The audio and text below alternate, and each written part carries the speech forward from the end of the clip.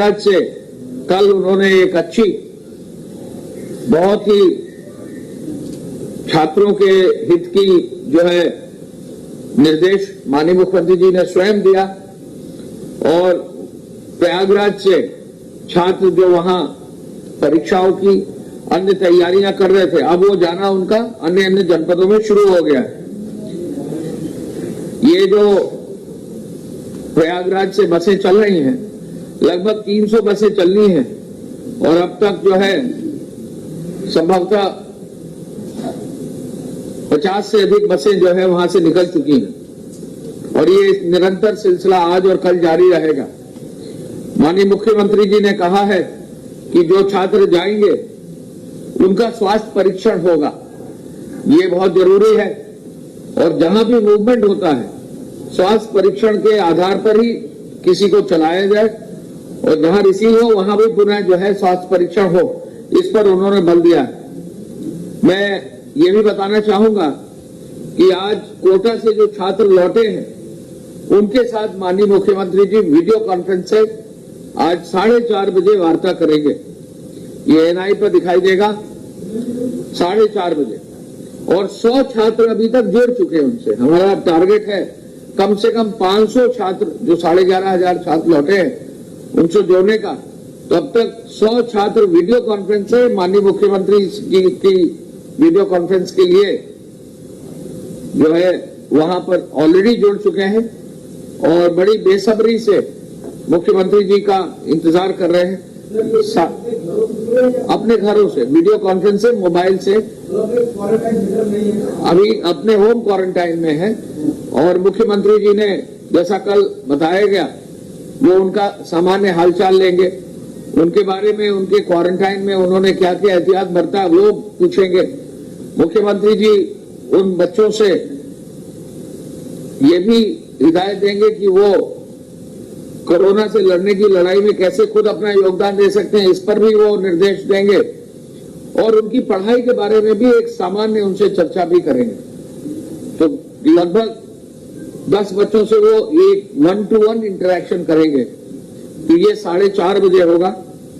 माननीय मुख्यमंत्री जी ने जनपद वाराणसी, हापुड़, रामपुर, मुजफ्फरनगर, अलीगढ़ में भी वरिष्ठ पुलिस और प्रशासनिक अधिकारी भेजने का निर्देश उन्होंने दिया है। और ग्रीन जोन और ऑरेंज जोन में अनुमन्य गतिविधियों को भी कार्य योजना बनाकर कार्य करने का निर्देश दिया है। माननीय मुख्यमंत्री जी ने महिला स्वयं सहायता समूहों को व्यापक रूप से मजबूत करते हुए मास्क आदि के निर्माण का भी उनको कार्य दिया जाए, ये निर्देश उन्होंने दिया है। आज उन्होंने एसीएस राजस्व यानी अपर मुख्य सचिव राजस्व रेणुका कुमार जी से समीक्षा प्रत्येक जनपद के क्वारंटाइन सेंटर्स की क्षमता की और एसीएस राजस्व ने बताया कि कल जो माननीय मुख्यमंत्री जी का निर्देश था कि एक एक जनपद में 15,000 से 25,000 लोगों के ठहरने की व्यवस्था हो जाए, उसमें काफी क्षमता हर जनपद में हो गई है और लगभग सभी जनपदों में इस क्षमता का जो है आकलन कर लिया गया है और इस क्षमता के अनुरूप कार्रवाई भी कर दी है। शेल्टर होम में ये अनिवार्य रूप से आदेश है कि जो भी बाहर से व्यक्ति आएंगे उनको 14 दिन के मेडिकल क्वारंटाइन में रखेंगे। आपको मालूम है कि हरियाणा राज्य के सभी लोग कल आ गए, देर रात तक आए हैं, उनको सबको क्वारंटाइन में रख दिया गया है। इसी प्रकार चरणबद्ध रूप से जिन जिन प्रदेशों से सूची बनकर जहां मेडिकल का जो है टेस्ट हो जाएगा उनको एक एक प्रदेशों को एक नियमित व्यवस्था के आधार पर वहां के जिला प्रशासन और पुलिस का सहयोग लेके प्रदेश सरकार की अनुमति से माननीय मुख्यमंत्री जी ने हमारे प्रदेश में लाने की व्यवस्था का निर्देश दिया है। उसमें सभी प्रदेशों से अब चर्चा शुरू हो गई है और उस पर कार्रवाई करनी होगी। माननीय मुख्यमंत्री जी ने यह भी निर्देशित किया है कि उन प्रदेशों में इस बात का प्रचार हो जाए कि वहां जो भी लोग हैं जो वापस आना चाहते हैं वहां के जिला प्रशासन के क्वारंटाइन सेंटर में जरूर रिपोर्ट करें, जिससे उनका मेडिकल परीक्षण हो जाए और क्वारंटाइन सेंटर से उनको लाने की व्यवस्था विधिवत हो जाए। माननीय मुख्यमंत्री जी ने L1, L2 और L3 अस्पतालों के और शेल्टर होम्स और क्वारंटाइन सेंटर्स के निरीक्षण का भी निर्देश पुनः दिया है। क्वारंटाइन सेंटर पे कोई कमी न रहे और किसी को कोई शिकायत न मिले तो जो वरिष्ठ प्रशासनिक अधिकारी गए हैं उनको भी स्वयं कहा है कि वो क्वारंटाइन सेंटर देखें और जिलाधिकारी और एसएसपी को कहा है कि अपने क्वारंटाइन सेंटर जो भी जनपद स्तर पर है उनको वो स्वयं डेली जाकर देखें, जिससे कि कहीं कोई दिक्कत न रहे। L1 L2 अस्पतालों में ऑक्सीजन की व्यवस्था, L1 अस्पतालों के क्षमता वृद्धि की व्यवस्था और L3 अस्पतालों के बेड्स के बढ़ाने की व्यवस्था का भी निर्देश उन्होंने दिया है। सभी टेस्टिंग लैब्स में पूल टेस्टिंग की व्यवस्था भी हो, ये निर्देश भी उन्होंने दिया है। व्यापक रूप से पूल टेस्टिंग हो, ये निर्देश दिया है। अगर आवश्यकता पड़ेगी तो जो लोग बाहर से आ रहे हैं उनकी पूल टेस्टिंग भी करने का भी उन्होंने निर्देश दिया है। इसलिए पूल टेस्टिंग की क्षमता भी बढ़ाने का निर्देश दिया है। कोरोना संक्रमण का प्रत्येक चेन को तोड़ना है, ये एक प्रण हम सभी अधिकारियों को लेने का निर्देश उन्होंने दिया है और मेडिकल इन्फेक्शन विशेष रूप से रोकने पर पुनः आज बल दिया है। बायोमेडिकल वेस्ट का निस्तारण और किस प्रकार ट्रेनिंग की जाएगी और मुख्य चिकित्सा अधिकारी कैसे नर्सिंग होम्स और अन्य डॉक्टरों को परामर्श टेलीमेडिसिन के माध्यम से देने के लिए यानी दूरभाष पर फोन से बात करने का निर्देश देने के लिए उन्होंने व्यापक प्रचार प्रसार करने का निर्देश दिया है। भूसा पर्याप्त मात्रा में उपलब्ध है, दरें भी ठीक है। निराश्रित गौरवंश के लिए भूसा रखने के लिए भी निर्देश दिए हैं। 3 मई से औद्योगिक इकाई किस प्रकार से शुरू होंगी इसकी कार्य योजना का भी उन्होंने निर्देश दिया है।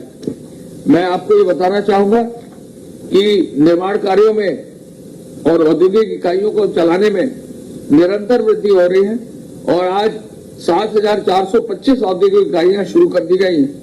लगभग 1,30,35,00,000 लोग 1,33,000 लोग श्रमिक जो है इन औद्योगिक इकाइयों में ऑलरेडी काम कर रहे हैं। 1,33,000 जो सतत इकाइयां हैं वो 269 अब हो गई हैं।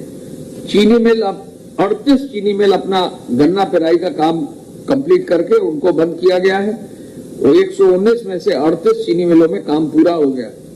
अब 81 मिल ही केवल क्रियाशील है और दिनों दिन में जो है ये क्षमता का जो है विस्तार होता जा रहा है और सभी चीनी मिल अपना गन्ना पेर ले रही हैं।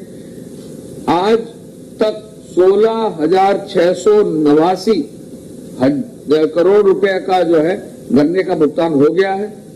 ईंट भट्टों पर काम चल रहा है। एक निर्देश मुख्यमंत्री जी ने दिया है कि यदि कहीं भी ईंट लेकर कोई जा रहा है तो उसको न रोका जाए, न पुलिस का प्रशासन रोके। ईंट का ले जाने का लाने ले जाने का कार्य, छड़ का, निर्माण सामग्री का, गिट्टी का, तो मेरा ये अपील है, बालू सभी चीज लाने ले जाने की कोई रोक नहीं। तो ये निर्देश आज जारी गृह विभाग की ओर से कर रहे हैं। तो कंस्ट्रक्शन के कार्य जो है ग्रामीण क्षेत्र में जहाँ अलाउड है, तो वो भी निर्देश दिया गया है कि कहीं रोका न जाए। तो ये निर्देश आज लिखकर भी जा रहे हैं और उस कार्य को भी आज सुनिश्चित किया जाएगा जिससे कल तक इस तरह की शिकायतें इनको दूर किया जा सके। इसके अलावा जो निर्माण कार्य है, निरंतर एक्सप्रेसवेज के कार्य चल रहे हैं और अब एक्सप्रेसवेज के तीनों एक्सप्रेसवेज मिलाकर लगभग 11,000 से अधिक श्रमिक हमारे कार्य पर आ गए हैं। लोक निर्माण विभाग के अब 13,442 करोड़ के कार्य निर्माणाधीन हो गए हैं, जिनमें 225 कार्य अब हो रहे हैं, यानी 13,442 करोड़ और अब करीब 5,000 श्रमिक जो है लोक निर्माण विभाग में ही कार्य कर रहे हैं। सिंचाई विभाग के भी कार्य बढ़ गए हैं, 82 कार्य जो है अब शुरू हो गए हैं। लघु सिंचाई के भी 112 डैम और 136 तालाब के कार्य और 44 पाइप वाटर स्कीम्स के कार्य शुरू हो गए हैं। ग्रामीण पेयजल के भी 78 कार्य शुरू हो गए हैं और साथ साथ आवास विभाग में भी 95 योजनाएं, लगभग 2744 लोग वहां काम कर रहे हैं। और एक चीज और आपको बता दें, जो पटरी दुकानदार और वेंडर्स हैं उनके माध्यम से आपूर्ति चेन बनाने के लिए 1,01,118 लोगों को जोड़ दिया गया है। ग्राम पंचायतों में निरंतर सुधार हो रहा है, वहां पर भी लगभग 25,000 ग्राम पंचायतों में अब काम चल रहा है। कोविड के अंतर्गत जैसा हमने आपको बताया, क्वारंटाइन सेंटर्स की तैयारी बहुत मजबूती से की जा रही। हम आपको ये भी बताना चाहेंगे कि एक बिंदु पर बहुत स्पष्ट है कि Uttar Pradesh medical supplies corporation ने कुछ मेडिकल कॉलेजेस को और संस्थानों को कतिपय पीपीई किट जो है भेजे थे, जिनको बाद में वापस ले लिया गया था। ये पीपीई किट के गुणवत्ता के संदर्भ में, ये करीब 3,500 पीपीई किट थे, इनके संदर्भ में बहुत स्पष्ट किया जाता है कि ये पीपीई किट जब लिए गए थे तो ये सार्स के लिए S1N1 के पुराने मानक जो थे सार्स के लिए, उन्हीं के लिए खरीदे गए थे लगभग 115 रुपए में। आज की तारीख में जो पीपीई किट नए मानक आ गए हैं, उन मानक में 1,086 रुपए में खरीदा जा रहा है। ये पुराने पीपीई किट थे। शुरुआत में जब किट्स उपलब्ध नहीं थे नए मानकों के, उन किट्स के एवज में कुछ अस्पतालों को ये भेजा गया था। इन किट्स को बाद में वापस ले लिया गया जैसे ही नई सप्लाई आनी शुरू हो गई। तो ऐसे में कोई इसमें गड़बड़ी नहीं है। आकस्मिकता को दृष्टिगत रखते हुए इन किट्स को जो है भेजा गया था। ये सार्स के लिए थे, ये किट के मानक सार्स के अनुसार थे, और चूंकि पहले उपलब्ध नहीं थे तो इनका प्रयोग शुरुआत में इसलिए किया गया था कि बिना किसी सुरक्षा के बेहतर है कि कोई न कोई व्यवस्था जो उपलब्ध था वो करा दिया जाए। अब जब नई गाइडलाइंस आ गई हैं तो जो भी किट खरीदा जा रहा है वो उसकी जांच सिट्रा से, कोयम्बटूर की संस्था है गवर्नमेंट ऑफ इंडिया की, उनसे, डीआरडी ग्वालियर से, हेवी व्हीकल फैक्ट्री तमिलनाडु से, स्मॉल आर्म्स फैक्ट्री कानपुर से अधिकृत करने के बाद, उनसे चेक करने के बाद ही खरीदा जा रहा है। जो भी किट्स उपार्जित हो रहे हैं वो निश्चित रूप से कभी कभी उसकी स्टॉक चेकिंग, सरप्राइज चेकिंग भी हो रही है, और ये स्मॉल आर्म्स फैक्ट्री कानपुर के द्वारा की जा रही। तो किट की गुणवत्ता का कोई भी इशू है नहीं है, कोई गड़बड़ी नहीं की गई है। इस किट का इस्तेमाल अब नहीं किया जा रहा है। जहां भी इनको भेजा गया था उनसे वापस भी लिया जा रहा है, लेकिन डीजीएमई के इस गोपनीय पत्र को जो भेजा गया था इन किट्स को वापस लेने के लिए, उसको चूंकि लीक किया गया, जानबूझकर भ्रम पैदा करने की स्थिति की गई, इसकी जांच की जा रही किसने और कहां से ये लेटर लीक किया गया। इसलिए अब आगे कहीं भी किसी भी सोर्सेज में कोई भ्रम फैलाने का प्रयास न करें, और हमारा निवेदन यह है कि इसमें अनावश्यक रूप से भ्रामक प्रचार जो है जो लोग कर रहे हैं वो इस कार्य को न करें, क्योंकि बहुत क्लियर है कि सार्स के जो किट्स दिए गए थे शुरुआत में, उनको जब बाद में वापस ले लिया गया और नए ब्रांड के नए मानक के किट्स जो अब ये कोरोना वायरस नया वायरस आया है उसके अनुरूप जब बनाए गए हैं, उनको जो अब खरीदा गया है तो उसको वापस ले लिया गया। तो मेरा निवेदन मीडिया से भी है और कई अखबार और कई और जो सोशल मीडिया के आपके वेबसाइट्स हैं उनसे निवेदन है कि इसमें कहीं कोई भ्रम नहीं, और जांच जो हो रही है वो केवल इस बात की हो रही है कि जो भ्रम फैलाने की जिसने भी कोशिश की है वो ऐसे कौन लोग हैं, उनकी जांच जो है की जा रही है। अब मैं चाहूंगा, अब प्राइमरी फैसाई जांच चल रही है, लेकिन कहीं ना कहीं इस जांच को हम करेंगे, क्योंकि फर्जी और फेक न्यूज जो लोग चलाते हैं उन पर कार्रवाई करना भी जरूरी है। महामारी के प्रकोप से हम लोग चल रहे हैं, तो ऐसे में कोई भी जिम्मेदार व्यक्ति कोई गैर जिम्मेदाराना बयान न करे, और बहुत क्लियरली हम आपको बता दे रहे हैं कि जो सार्स के जो किट्स खरीदे गए थे उन्हीं किट्स का जब शुरुआत में इस्तेमाल किया गया, बाद में उनको हम लोगों ने विड्रॉ कर लिया। मैं चाहूंगा कि प्रमुख सचिव स्वास्थ्य जो है इस बारे में और विवरण दे और आज की जो प्रोग्रेस है हेल्थ की वो भी आपको अवगत कराएं। प्रदेश में कुल एक्टिव केसेस की संख्या 1612 1612। जो लोग बिल्कुल संक्रमण के पश्चात उपचारित होकर घर जा चुके हैं उनकी संख्या 400। कोरोना वायरस से अब तक 31 लोगों की दुर्भाग्यपूर्ण मृत्यु हुई है। कुल केसेस जो अभी तक हमारे सामने आए हैं जी 2043, ये 60 जनपदों से आए हैं प्रकरण, और 60 में से इस समय 7 जिले 7 उनमें कोई एक्टिव इन्फेक्शन नहीं है।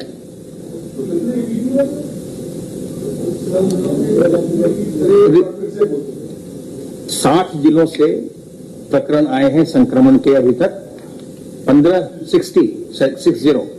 15 जनपदों में अभी तक संक्रमण का कोई भी प्रकरण नहीं आया है और इन 60 में से 7 में अभी कोई एक्टिव इन्फेक्शन इस समय नहीं है। कुल जो सैंपल की जांच की गई कल वो 4384 और सैंपल जो भेजे गए वो लगभग 2900। मेडिकल इन्फेक्शन को रोकने के लिए, क्योंकि अब जो हमारे सामने एक बड़ा सोर्स निकल के आ रहा है इन्फेक्शन का, वो मेडिकल इन्फेक्शन है जो मेडिकल एस्टैब्लिशमेंट से इन्फेक्शन फैल रहा है, जहां की कोई नर्स या कोई डॉक्टर कोई संक्रमित हो रहे हैं, उसके बाद फिर और लोगों में संक्रमण जा रहा है। उसके लिए ये आवश्यक है कि लोग इन्फेक्शन प्रिवेंशन प्रोटोकॉल का पालन करें। माननीय मुख्यमंत्री जी इसके प्रति अत्यंत सजग भी हैं और उन्होंने चिंता भी व्यक्त की है कि कई जनपदों में जो हेल्थ केयर स्टाफ है उसके इन्फेक्टेड होने का प्रकरण सामने आया है। उसके क्रम में जैसा मैंने आपको पहले भी बताया था कि अपर मुख्य चिकित्सा अधिकारी की अध्यक्षता में हर जिले में एक कमेटी का फॉर्मेशन किया गया है, जिसमें डॉक्टर्स भी हैं, आईएमए के प्रतिनिधि भी हैं, पॉल्यूशन कंट्रोल बोर्ड के प्रतिनिधि हैं, WHO और यूनिसेफ के प्रतिनिधि भी हैं और हमारे हर जिले में क्वालिटी कंसल्टेंट होते हैं जो इन्फेक्शन प्रिवेंशन पर ही काम करते हैं, वो भी इसके सदस्य होंगे। सभी 75 जनपदों में ये कमेटियां फॉर्म कर ली गई हैं और सभी जनपदों को कहा गया है कि जो मंडलीय मुख्यालय के जनपद हैं वो कम से कम 10 अस्पताल और जो अन्य जनपदों के मुख्यालय हैं जनपद हैं वहां कम से कम 5 अस्पतालों की सूची बनाकर उनके एक नोडल अधिकारी को कल वो प्रशिक्षण देंगे। मेडिकल इन्फेक्शन के प्रोटोकॉल को कैसे ऑब्जर्व करना है उसके ऊपर वो कल प्रशिक्षण देंगे और फिर वो जो नोडल अधिकारी होंगे वो अपने अस्पताल के बाकी स्टाफ को वो जाकर के प्रशिक्षण देंगे। तो हमारी ये कोशिश है कि कल यानी 29 तारीख को ये प्रशिक्षण हो जाए तो 30 तारीख से ये जो चयनित अस्पताल हैं ये बिल्कुल प्रोटोकॉल का पालन करते हुए लोगों को चिकित्सा की सुविधाएं आकस्मिक और आवश्यक सुविधाएं भी उपलब्ध करवाएं, जिससे कि हेल्थ केयर स्टाफ भी बचा रहे, उसको कोई इन्फेक्शन न हो और लोगों को भी जो सुविधाएं चाहिए चिकित्सकीय वो मिलती रहे। उसमें आदेश में यह भी कहा गया है कि इसके पश्चात जो ये समिति है वो रुकेगी नहीं, बल्कि जो अन्य चिकित्सालय भी प्रशिक्षण पाना चाहेंगे उनको भी 5 मई तक सबों को प्रशिक्षित कर दिया जाएगा। हर अस्पताल के एक नोडल अधिकारी को प्रशिक्षित कर दिया जाएगा जो अपने अस्पताल के अन्य कार्मिकों को, अन्य डॉक्टर्स को, पैरामेडिकल स्टाफ को वो प्रशिक्षित करेंगे। इसमें जो अस्पताल आयुष्मान भारत की दर पर लोगों को चिकित्सा की सुविधा उपलब्ध कराते हैं उन्हें हम और भी सहायता उपलब्ध कराने की हम कोशिश करेंगे। माननीय मुख्यमंत्री जी ने यह भी निर्देश दिया है कि जो हमारे बेड्स हैं, अवेलेबल बेड्स आइसोलेशन के लिए जो L1 के लेवल पर, उसको और बढ़ाया जाए। उस क्रम में अस्पतालों का और कुछ हम अस्थायी अस्पताल बना रहे हैं उनका चिन्हांकन हो गया है। आज शाम तक हम उसको नोटिफाई कर देंगे, कल आपके सामने संख्या होगी। हम ये आशा करते हैं कि आज शाम तक जो L1 लेवल के हमारे अस्पताल हैं उनमें हम 8000 बेड्स की और हम वृद्धि कर लेंगे। 8000 बेड्स हम और जोड़ देंगे आज। हालांकि आपने देखा है कि हमारे जो एक्टिव केसेस हैं अभी केवल 1612 हैं और हमारे 10,000 से ज्यादा बेड पहले से तैयार थे, पर फिर भी हम 8000 बेड्स हम आज और ऐड करने जा रहे हैं। जो आइसोलेशन वार्ड में मरीज रखे हुए हैं उनकी संख्या 1764 1764 और क्वारंटाइन फैसिलिटी में जो मरीजों की संख्या है जिनको हम पॉजिटिव के कॉन्टैक्ट्स या सिम्टम्स के बेसिस पर हम लेते हैं वो है 11,725।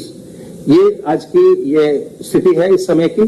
जो अभी आपको अपर मुख्य सचिव गृह ने बताया पीपीई किट के बारे में, इसके बारे में मैं आपको पहले भी बता चुका हूं। ये जो पीपीई किट्स हैं ये H1N1 के लिए अक्टूबर-नवंबर में ली गई थी जब कोविड का कोई नामो निशान नहीं था और ये किट्स जो हैं ये पूरे प्रदेश में H1N1 के समय इस्तेमाल की गई हैं और सभी लोगों ने, सभी डॉक्टर्स ने इसका इस्तेमाल किया है। ये किट्स जो हैं, इनकी तुलना जो अभी किट्स आ रही हैं उनसे नहीं की जानी चाहिए, क्योंकि उन किट्स की कीमत 115 रुपए प्रति किट थी और जो अभी किट्स आ रहे हैं इनकी कीमत लगभग 1100 रुपए, 10 गुना फर्क है दोनों के दाम में। इसलिए दोनों की तुलना करना ये कहीं से भी उपयुक्त नहीं है। लेकिन वो किट जो है वो मानकों के अनुरूप थी, वो उस समय के लिए जो कमेटी बनाई गई थी डॉक्टर्स की, उसके द्वारा पास की गई थी और उसका पूरे प्रदेश में उपयोग किया गया है और किसी को उससे कोई इन्फेक्शन नहीं हुआ है। Thank you. एक चीज और बता दें, एक चीज और बता दें कि अब प्रयागराज से लगभग 80 बसें छात्रों की जा चुकी हैं। अभी लेटेस्ट जस्ट अभी जिलाधिकारी ने बताया है।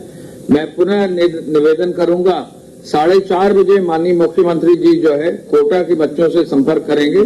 मैं एक चीज और निवेदन कर लूं, 80 लगभग 30 बच्चे पर बस जाते हैं, एक सीट छोड़कर, तो लगभग 2500 बच्चे अब तक जा चुके हैं, जौनपुर फतेहपुर साइड के जा चुके हैं। मैं ये भी आपको बता दूं कि जो ये किट्स हैं, ये कुल मिला के 115 रुपए की किट है, 3500 खरीदे गए थे, कुल 3.5 लाख रुपए की ये किट्स हैं, इससे ज्यादा के नहीं है। तो इसको बहुत क्लियरली मैं फिर से आपसे कह रहा हूं और निवेदन कर रहा हूं कि इसको कहीं भी भ्रम फैलाने की लोग कोशिश न करें, ये मैसेज चला जाए, क्योंकि इस पर जो कार्रवाई करनी थी वो कर दी गई है।